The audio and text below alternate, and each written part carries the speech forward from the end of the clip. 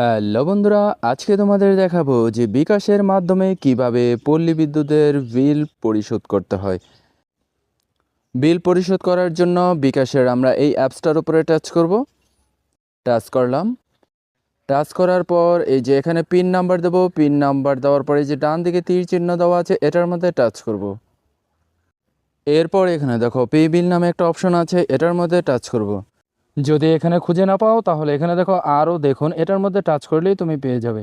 যাই হোক, আমরা পে বিল এই অপশনটার উপর টাচ করলাম। টাচ করার পরে নিচে দেখো এই যে বিদ্যুৎ নামে একটা অপশন আছে, এটার মধ্যে টাচ করবে। টাচ করার পরে এই যে আমি পল্লী বিদ্যুৎ পোস্টপেড বিল দিতে চাচ্ছি, তাই পল্লী বিদ্যুৎ পোস্টপেড এটার মধ্যে টাচ করলাম। এরপর ঠিক এই জায়গার মধ্যে SMS অ্যাকাউন্ট নাম্বার দিন। এখানে বিলের কাগজে যে SMS অ্যাকাউন্ট নাম্বারটি আছে সেটা দেবে। এই যে বিলের কাগজ থেকে আগে দেখে নেবে, অথবা এই যে স্যাম্পল এখানে টাচ করেও দেখে নিতে পারো যে কোন নাম্বারটা তুমি এখানে বসাবে। SMS অ্যাকাউন্ট নাম্বার দেওয়ার পরে এই যে ডান দিকে যে তীরের মতো একটা অপশন আছে এটার মধ্যে টাচ করবে। এরপর যে বিলের কাগজে যে অ্যামাউন্টটি থাকবে, অর্থাৎ কত টাকা বিল এসেছে, সেটা যদি বিলের কাগজের সাথে মিলে যায় তাহলে বুঝবে তোমার সকল তথ্য সঠিক আছে। আমার বিলের কাগজে 810 ছিল, এখানেও 810 দেখাচ্ছে, তার মানে আমার তথ্য সব ঠিক আছে। এবার নিচে ডান দিকে যে তীর চিহ্ন দেওয়া আছে এটার মধ্যে টাচ করবে। এরপর এই জায়গায় পিন নাম্বার দেবে, অর্থাৎ বিকাশের যে পিন নাম্বারটি আছে সেই পিন নাম্বারটি এখানে দেবে। দেওয়ার পরে এই যে ডান দিকে দেখো যে তীর চিহ্ন দেওয়া আছে এটার মধ্যে টাচ করবে। এবার নিচে বিল পে করতে ট্যাপ করে ধরে রাখুন, এটার মধ্যে আঙুলটি টাচ করে ধরে রাখবে।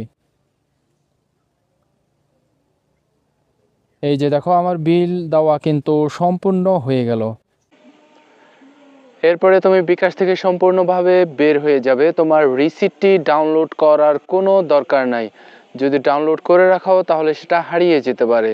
তবে পরবর্তীতে তোমার যদি রিসিপ্টটির প্রয়োজন হয়, অর্থাৎ পল্লী বিদ্যুতে বিল পরিশোধ করার পরে যদি কোনো ঝামেলা হয় তাহলে অবশ্যই রিসিপ্টটির দরকার।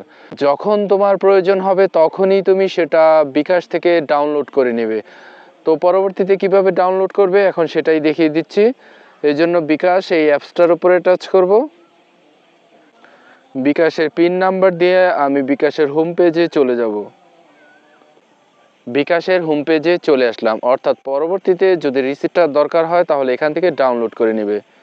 এবার দেখো এই যে পে বিল, এটার মধ্যে টাচ করবে। যদি না পাও নিচে দেখো আরও দেখুন, এটার মধ্যে টাচ করলে পে বিল অপশনটা পেয়ে যাবে।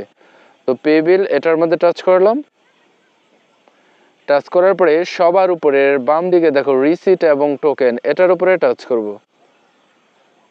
এবার দেখো এখানে আমি এই যে যত পল্লী বিদ্যুতের বিল পরিশোধ করেছি, এখানে বিগত অনেক মাসের পল্লী বিদ্যুৎ বিল কিন্তু পেয়ে যাবে। এবার মনে করো সর্বশেষ পল্লী বিদ্যুৎ বিল পরিশোধের রিসিপ্টটি আমার দরকার। সাধারণত দরকার হলে এই যে উপরের দিকে যেটা আছে এটারই দরকার হয়।